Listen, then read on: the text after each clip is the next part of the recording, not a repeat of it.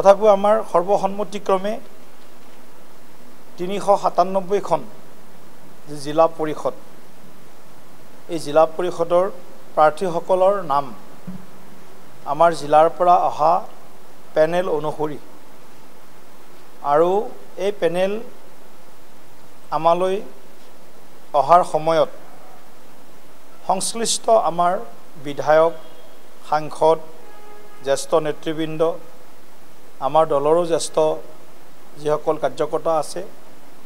সকলোৰে লগত আলোচনা কৰি আমি ভাৰতীয় জনতা পাৰ্টিয়ে যিসমূহ আসন আমাৰ প্ৰতীক চিহ্নত খেলিম সেই আসনসমূহ আজি আমি চূড়ান্ত কৰিছোঁ 7টা বিধানসভা সমষ্টি আৰু এখন জিলাৰ আমি সদ্যহতে প্ৰাৰ্থী চূড়ান্ত যি প্ৰক্ৰিয়া তাক কাইলৈৰ বাবে স্থগিত ৰাখিছোঁ বাকি আমাৰ 30খন জিলাৰ আটাইকেইখন জিলাৰ পৰা আমাৰ যি বিজেপি দলৰ প্ৰাৰ্থিত্ব প্ৰত্যাশী আছিল সেই প্ৰত্যাশীসকলৰ মাজৰ পৰা আমি চূড়ান্ত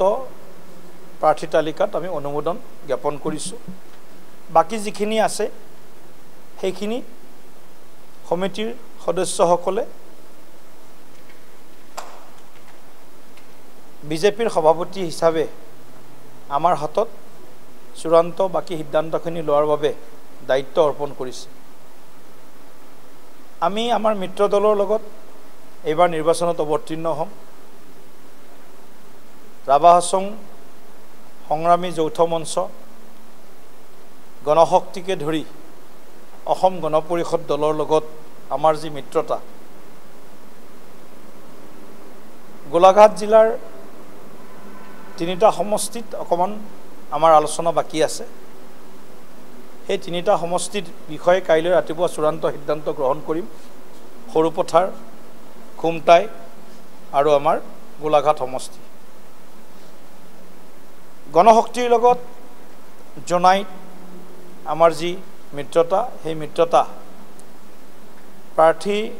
যিসকলৰ নাম আহিছে সেই প্ৰাৰ্থীসকলে ভাৰতীয় জনতা পাৰ্টিৰ প্ৰতীক চিহ্নত তেখেতসকলে নিৰ্বাচনত অৱতীৰ্ণ হ'ব ঠিক তেনেকৈ আমাৰ ৰাভা হাছঙতো এই বিষয়টো কাইলৈ পুৱাৰ ভিতৰত চূড়ান্ত হ'ব গতিকে আমি ভাবিছোঁ যে আমাৰ মিত্ৰ দল NDA হিচাপে আমি এই নিৰ্বাচনত আমাৰ যি মিত্ৰতাৰ সিদ্ধান্ত হৈছিল সেই সিদ্ধান্ত পূৰ্ণতঃ আমি সফল কাম কৰাত আমি আগবাঢ়িছোঁ আৰু আমি আশা কৰিছোঁ যে 397খন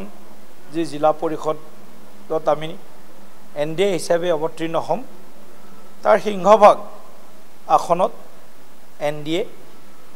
ৰাইজৰ আশীৰ্বাদত ৰাইজৰ সমৰ্থনত আৰু আমি কৰা কামৰ প্ৰতিদান স্বৰূপে ৰাইজে আমাক আশীৰ্বাদ দিব আৰু আমি আপোনালোকে কাইলৈ যেতিয়া আমাৰ তালিকা প্ৰকাশ পাব বিজেপি হিচাপে বিজেপিৰ প্ৰাৰ্থী তালিকা প্ৰকাশ পাব অগপ হিচাপে অগপৰ প্ৰাৰ্থী তালিকা প্ৰকাশ পাব জিলা পৰিষদ সদস্য আৰু আঞ্চলিক পৰিষদৰ সদস্য এইখিনিও